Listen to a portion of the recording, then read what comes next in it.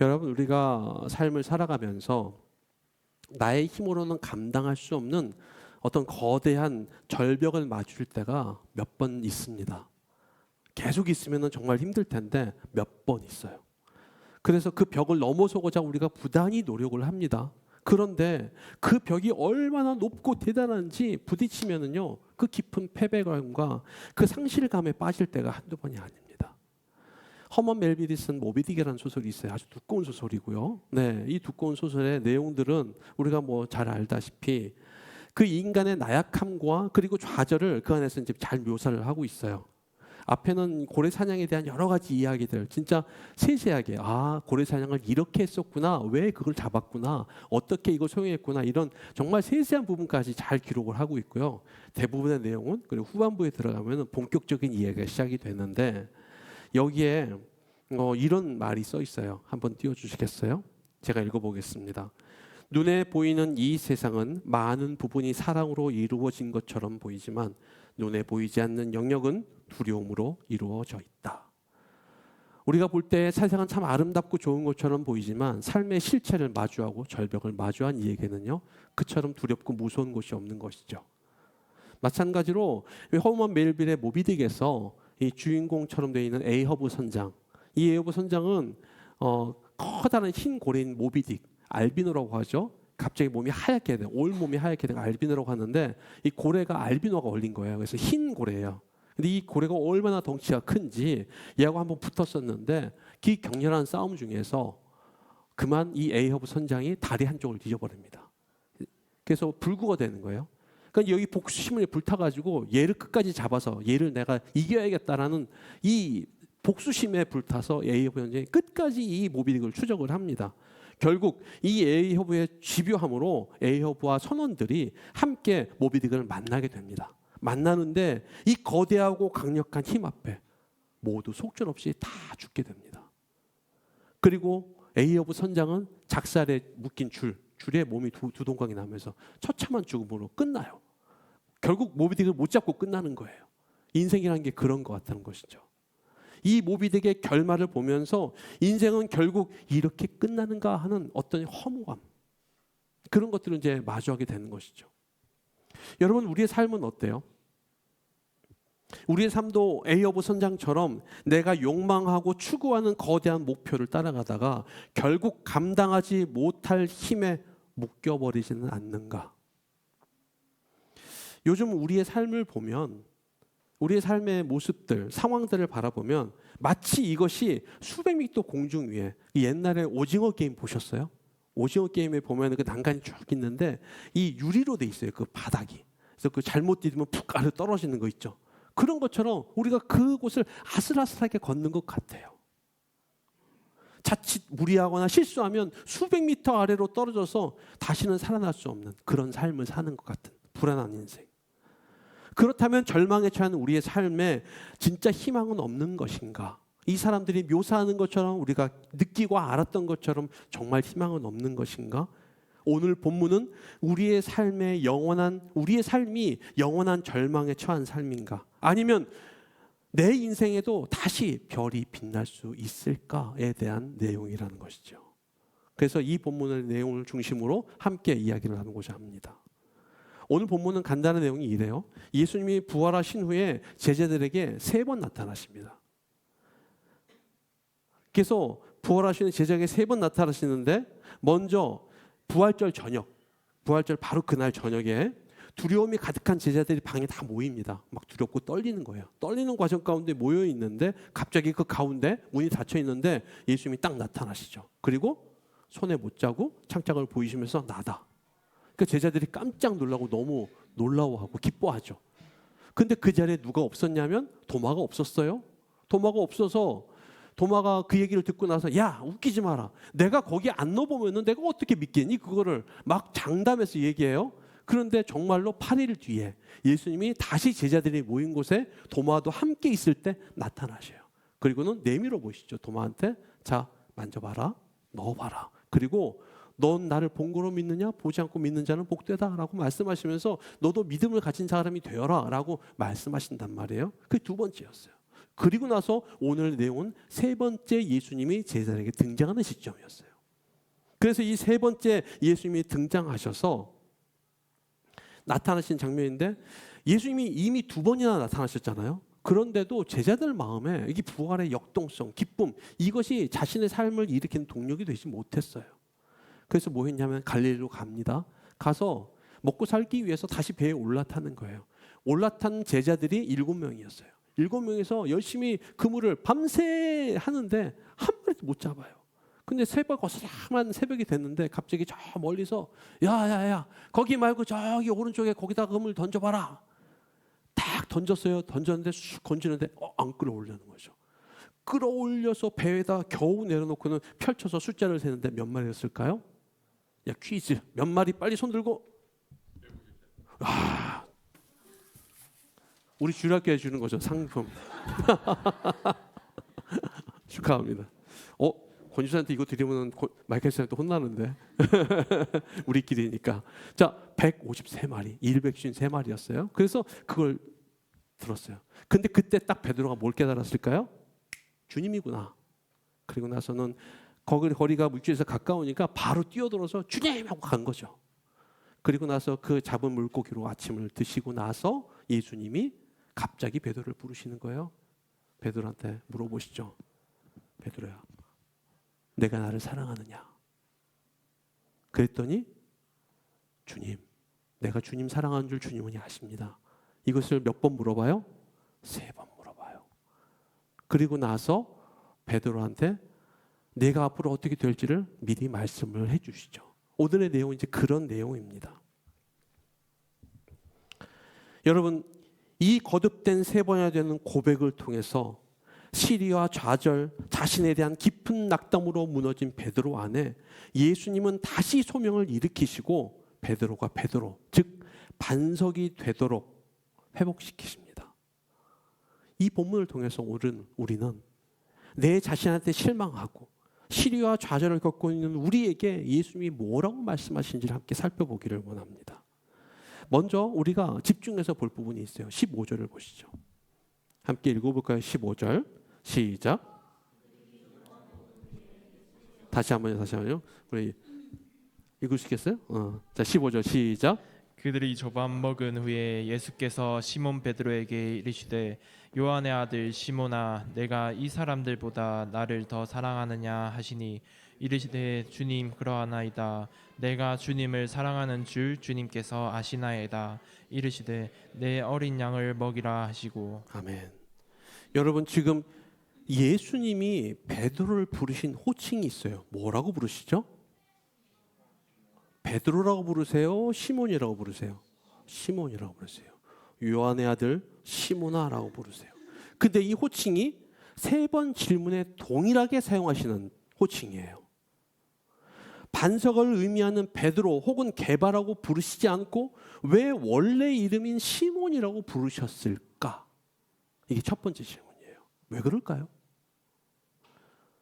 요한복음의 저자 요한이 예수님께서 시몬이 장차 게바, 즉 베드로라고 불려질 것을 예언합니다. 예언해서 증언하고 있어요. 요한복음 1장입니다. 한번 띄워주시겠어요? 한번 읽어볼까요? 시작. 데리고 예수께로 오니 예수께서 보시고 이르시되 내가 요한의 아들 시몬이니 장차 게바라 하리라 하시니라. 게바는 번역하면 베드로라. 같은 말이죠. 게바나 베드로나 같은 말인 거예요. 반석이라는 뜻이란 말이에요. 하지만 예수님은요 베드로를 부르실 때 베드로가 안 부르십니다. 뭐라고 부르세요? 시몬이라고 부르세요. 성경 전체, 복음서 전체를 통틀어 가지고 베드로를 베드로라고 부르신 장면이 딱 한 명 나옵니다. 그게 누가복음 22장에 나와요. 한번 띄워주세요. 자 여기 보면요 이르시되 베드로야 내가 내게 말하노니 오늘 닭 울기 전에 내가 3번 나를 모른다고 부인하리라. 여기 딱 한 번 베드로라고 부르고 나머지는 다 시몬이라고 부르세요. 자 그러면 왜 예수님은 베드로를 베드로라고 부르지 않고 시몬이라고 부르셨을까? 여기서 왜 이 한 장면에서는 특별히 베드로라고 부르셨을까? 이거는 뇌피셜, 이건 제 개인적인 묵상이에요. 요거는 왜냐하면 주석에도 아무데도 안 나와요. 안 나오는데 제 생각에 베드로라고 부르신 것은 아마도 시몬이라는 개인적인 관계가 아니라 그가 가진 막중한 사명의 무게로 인한 시험임을 부연 설명하기 위해서 일부러 베드로가 부르신 것이라고 저는 봐요. 자, 왜냐? 시몬이란 이름은요, 언제나 개인적인 이름이었어요. 예수님과 베드로 사이의 개인적인 이름, 요한의 아들 시몬, 동네에서 불렸던 이름 시몬, 자, 상우야라고 불렀던 그 이름처럼 시몬이라고 부른 거예요. 자, 그런데 베드로는 뭘까요?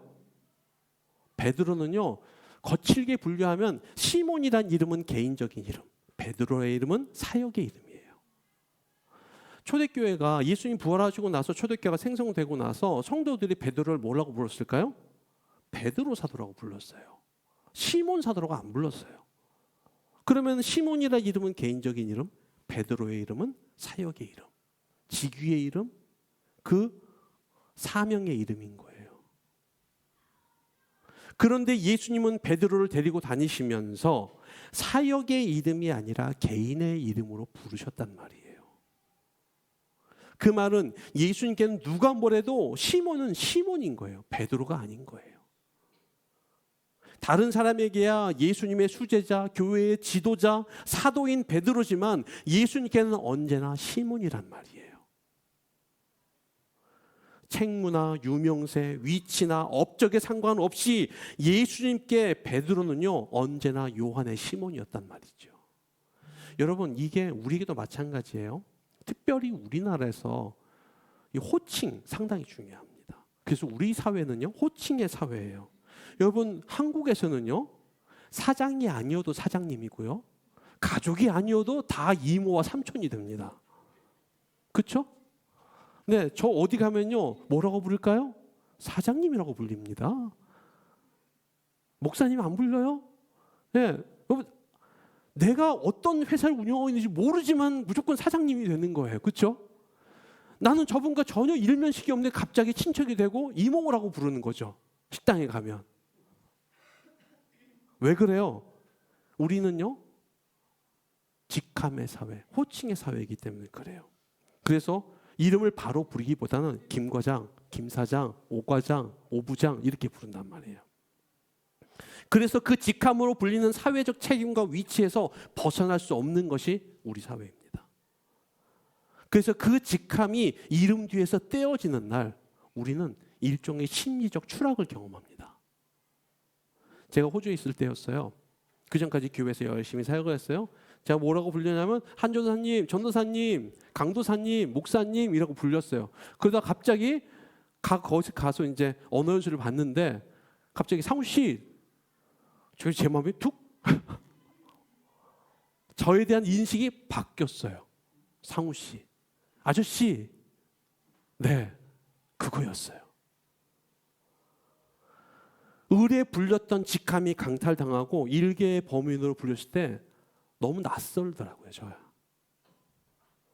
여러분, 이런 경험을요, 우리는 신앙생활 안에서 경험합니다. 참 신앙은요, 집사, 혹은 권사, 혹은 장로, 혹은 목사라고 불려지는 직함으로 증명되는 게 아니라는 것을 우리가 잘 알고 있습니다. 오히려 하나님 앞에서 오로지 요한의 아들 시몬처럼 오로지 나로서 한 영혼으로서 불려지는 거예요. 그런데 신앙생활이 오래되면 어때요? 익숙해져요. 내 뒤에 불려지는 직함의 이름으로 불려지는 게 훨씬 더 익숙해진단 말이에요. 그래서 내가 교만해지지 않고 겸손할 수 있는 방법은 내 뒤에 있는 직함에서 자유로워지는 거예요. 개인으로서 여전히 나의 삶이 신앙인으로서 변함이 없을 때 내 신앙은 진실할 수 있습니다. 내가 한 목사로 불리건 아니면 한 씨로 불리건 아저씨라고 불리건 여전히 동일한 영혼의 모습일 때 우리의 신앙은 여전히 진실한 신앙인일 수 있어요. 여러분, 사회에서 정말 괜찮은 직업을 가지고 계시고 존경받는 사람이라 할지라도요, 예비 군복을 딱 입혀놓으면요, 똑같아져요. 우리 예비군장에 들어가 보신 분들은 다 압니다. 직업이 무엇이든 상관없이 예비 군복을 입히는 동시에 그 사람은요, 아무데나 딱 별 빼고 담직 뱉고 맨날 자고 이래요. 왜 그럴까요? 나는 내 뒤에 있는 직함으로 불려지는 게 아니라 여기서는요, 그냥 예비군복 개구리복 입은 그 사람으로서 취급을 받기 때문에 그래요. 만약 신앙도 예비군복같이 직함을 빼도 여전히 그 모습을 유지할 수 있다면 얼마나 좋을까요? 그런 면에서 제가 생각해 보건데 큰 교회보다 작은 교회가 훨씬 좋아요. 왜요? 직함에 대한 무게가 적기 때문에 그래요. 예수님께서 나를 부르실 때 내가 지금까지 이루었던 어떤 존재나 다른 사람 앞에 꾸며낸 모습으로 나를 부르지 않으실 거예요. 간단히 말하면 저를요, 한 목사야 라고 안 부를 거예요. 나를 상우야 라고 부르실 거란 말이에요. 내 이름 뒤에 아무것도 없이 나의 영혼의 민낯으로 주님을 배웠을 때, 네 주님, 내가 주님을 사랑합니다 라고 가감없이 내 마음에 가득한 것으로 고백할 수 있을까?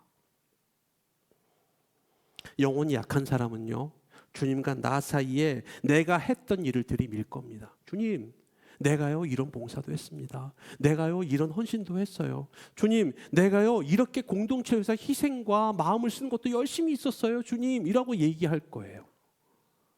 하지만 주님 앞에 단단한 영혼은 주님과 나 사이에 가로막는 것 없이 스스로의 민낯, 부끄러울 것 없는, 부끄러울 수밖에 없는 그 민낯을 들이밀고 이렇게 얘기할 거예요. 주님, 저 주님 앞에 아무것도 내세울 곳이 없습니다. 하지만 저는 주님을 사랑합니다.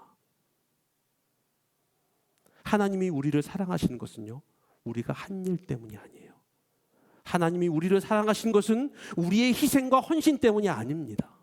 하나님이 우리를 사랑하시는 것은 하나님께서 우리를 사랑하시기로 약속하시고 결정하셨기 때문에 우리가 그 사랑 옆에 서는 거예요. 그것밖에 없어요. 오직 그 사랑에 의지하는 자만 예수님 앞에, 하나님 앞에 설 수 있습니다. 그래서 성 아우구스티누스가 이렇게 말합니다. 한번 띄워주시겠어요? 제가 읽어보겠습니다. 하나님이 아니라 자기 자신을 사랑하는 사람은 결코 자신을 사랑하는 것이 아니다. 오히려 자기 자신이 아니라 하나님을 사랑하는 이가 자기를 사랑하는 사람이다. 그것은 스스로 살 수 없는 이는 누구를 막론하고 자신을 사랑하면 반드시 죽게 되기 때문이다. 핵심은 뭐 있어요? 나는 하나님을 사랑하는 것에서 나의 정체성을 찾는다는 거예요. 하나님을 사랑하는 것이 나의 사랑의 진짜 근간이라는 것을 아구스티누스는 고백하고 있는 거예요. 그것 이외에는 없어요. 내가 한 일도 아니고, 내가 헌신도 아니고, 내가 부지사르게 내어줄지라도 하나님을 사랑하는 진짜 그 사랑 없이는 아무것도 아니라는 사실을 지금 어거스틴은 얘기하고 있는 거예요. 이것이 우리가 주님 앞에 서는, 그리고 주님이 베드로를 베드로라고 부르지 않고 요한이라고 부르신 이유란 말이에요. 자, 그런데 한 가지 더 생각해 볼 지점이 있습니다. 여러분, 오늘 본문 바로 앞에는 14절이에요. 한번 읽어볼까요? 14절 같이 한번 읽어보겠습니다. 시작. 이것은 예수께서 죽은 자 가운데서 살아나신 후에 세 번째로 제자들에게 나타나신 것이라. 자, 몇 번째 나타나셨다고 말씀하고 있어요? 세 번째. 자, 그러면 베드로 앞에 몇 번 나타나신 거예요? 세 번째 나타나신 거예요. 자, 그런데 우리 여기서 생각해 볼 게 있어요. 왜 세 번째 나타나셔야, 그제서야 예수님이 지금 베드로를 부르셨을까요? 기회가 있었잖아요. 첫 번째 나타나실 때도 있었고, 두 번째 나타나실 때도 있었고. 그런데 왜 세 번째 나타나셨을 때에 그때야 베드로를 부르셨을까? 여러분, 사람들은 누구에게나 시간이 필요합니다. 특별히 머리로 알고 있더라도 그 사실이 내 마음에 내려와서 융해되고 녹여지기까지는 많은 시간이 필요합니다. 여러분, 용서를 하는 것도, 용서를 구하는 것도 똑같아요. 내가 잘못한 사람을 미워해서는 안 된다는 사실을 우린 다 알고 있어요. 용서해야 된다는 사실을 알고 있어요. 그렇지만 그거 안다고 돼요? 안 돼요. 시간이 필요해요. 그렇죠? 내 마음에 녹여지고 삭혀지기까지의 많은 시간이 필요한 거예요. 그것처럼 용서를 하는 것처럼 용서를 구하는 것도 상당한 용기와 결단이 필요합니다. 이게 얼마나 힘든 일인지. 주님이 다시 살아나고 베드로 앞에 나타나셨을 때 가장 먼저 베드로의 마음을 괴롭혔던 건 뭘까요? 예수님 3번 부인한 거 눈앞에 딱 등장하자마자 그거 나왔겠죠. 딱 걸리는 게 그거 아니겠어요? 여러분 이게 얼마나 큰 걸림돌이었을까요? 여러분 사도 바울이요 평생 뭘 반복했는 줄 아세요? 자기가 교회를 핍박했던 거, 성도들을 핍박하고 잡아갔던 거, 이게 이 마음의 큰 짐이었어요. 이걸 계속 서신서마다 반복해요.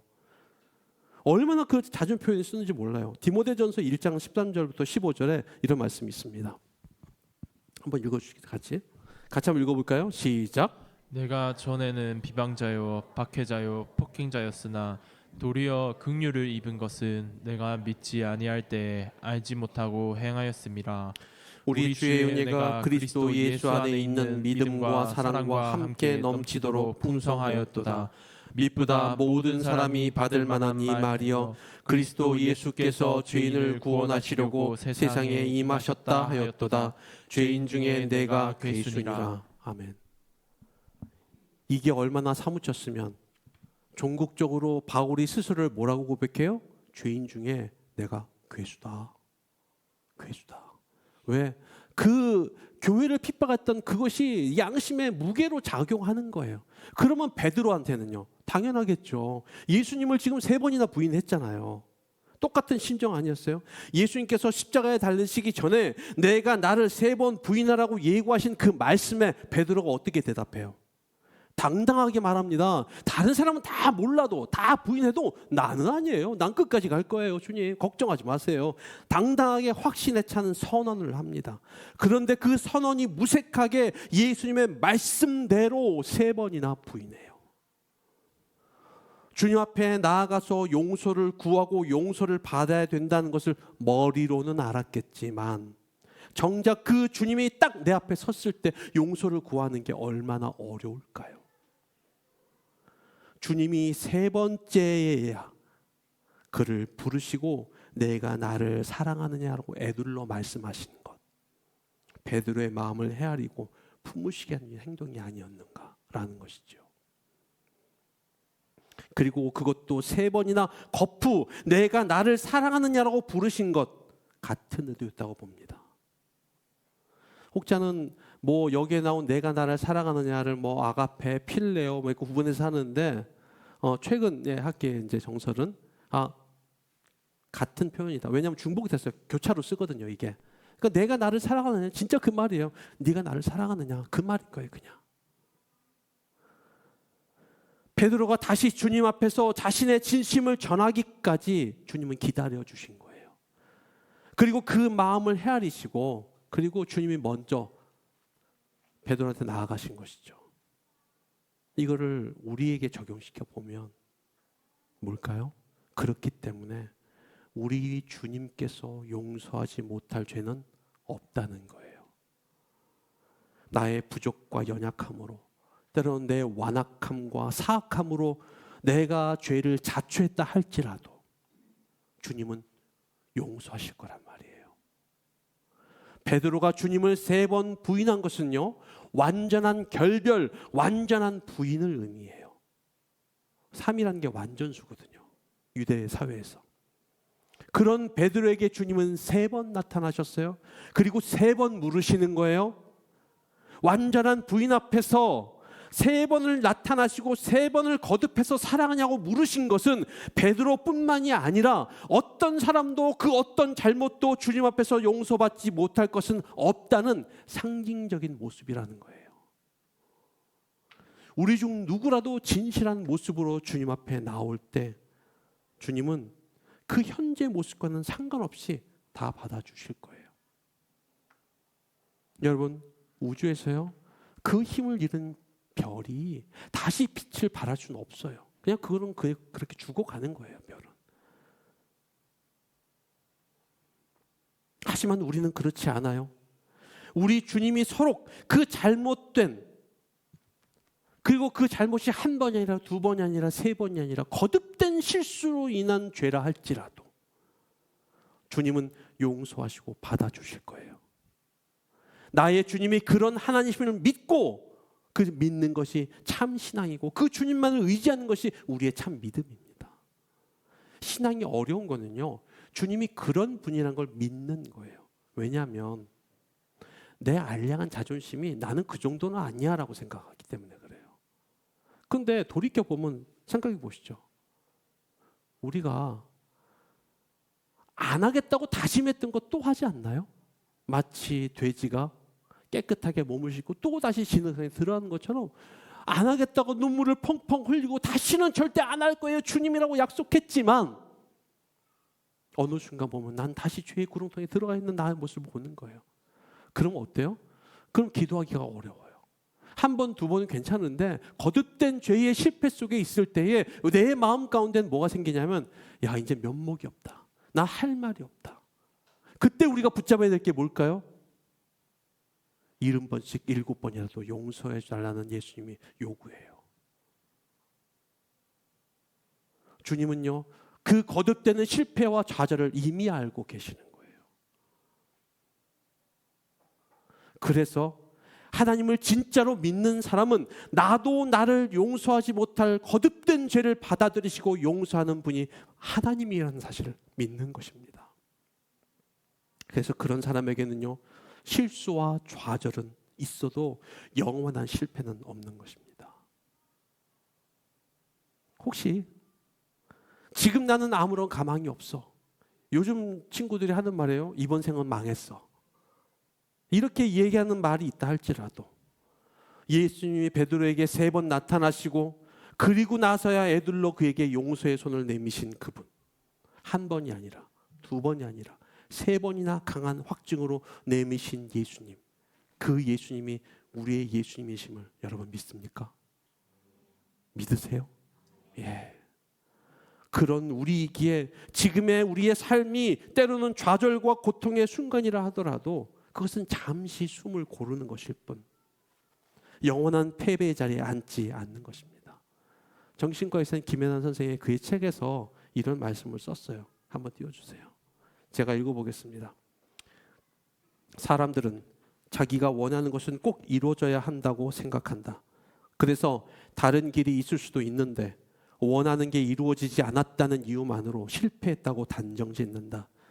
하지만 그것은 하나의 문이 닫힌 것일 뿐 그 이상도 그 이하도 아니다. 게다가 하나의 문이 닫히면 또 다른 문이 열린다.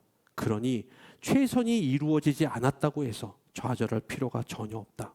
사촌 오빠의 말처럼 최선이 아니면 차선이 있는 법이고 차선이 아니면 차선이 기다리고 있는 법이니까. 그리고 나처럼 차선의 길에서 미처 생각하지 못한 더 큰 가능성을 발견할 수도 있다. 정말이지 가보지 않으면 모르는 게 인생이고 끝까지 가봐야 하는 게 인생이다. 여러분 이 김연한 선생은 예수 안 믿는 사람이에요. 예수 안 믿는 이런 사람도 이렇게 말한다면 모든 것을 아시고 모든 것을 받아들이시고 모든 것을 용서하시는 우리 주님의 사랑을 믿는 사람이 여러분 실패와 좌절의 자리에 앉아 있을 수 있을까요? 그럴 수는 없어요. 지금의 우리 상황이 어떤다 할지라도 우리에게는 언제나 또 다른 문과 길이 열릴 수 있다는 사실입니다. 이제 말씀을 맺습니다.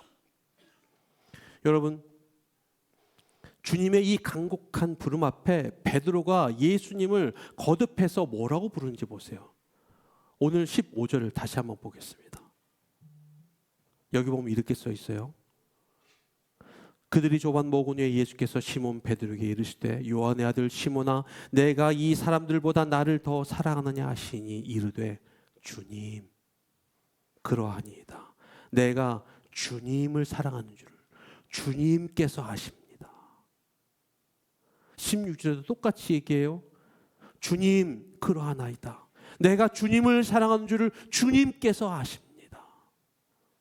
17절에도 똑같이 얘기해요. 베드로가 근심하여 이르되 주님 모든 것을 아시오매 내가 주님을 사랑하는 줄을 주님께서 아십니다. 자신을 부르신 예수님을 베드로는 뭐라고 불러요? 주님이라고 불러요. 다른 말로는 주인님이에요.